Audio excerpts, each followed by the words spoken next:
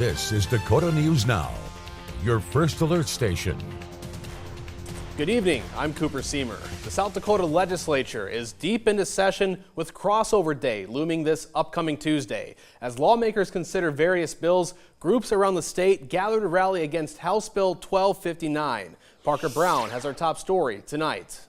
2025 is another consecutive year where protests or rallies have been held outside of legislative coffees here in Sioux Falls, all of them regarding the same topic, transgender rights.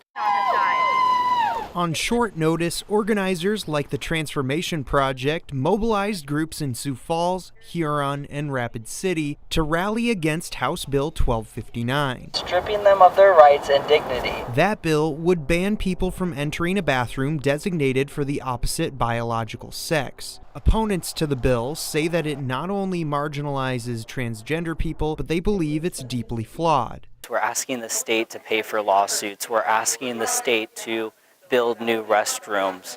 We're asking people to become law enforcement about who looks feminine enough or who looks masculine enough just to go in and use the restroom. I think it's really important to ask yourself if this legislation is worth it. Inside the legislative coffee, scheduling conflicts resulted in an all-District 15 panel with no Republican legislators. Representative Kaden Whitman reflected on a week that she described as frustrating, in part because of the passage of HB 1259 in the House. This isn't about protecting women and girls like we heard. If they actually cared about protecting women and girls, maybe we would have passed ending child marriage earlier this week, but we didn't. This is a thinly veiled attempt to further harm a vulnerable group of people, single them out, and make them feel othered. Many who showed up have been fighting legislation they deem as anti-trans for a long time. If I can last this long in this fight, so can you.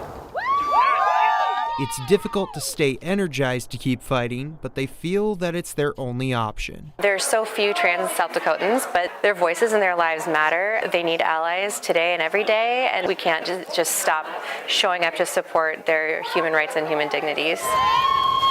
House Bill 1259 already had its first reading in the Senate a couple days ago, and Senator Jamie Smith, like his colleagues, says he plans to vote against it.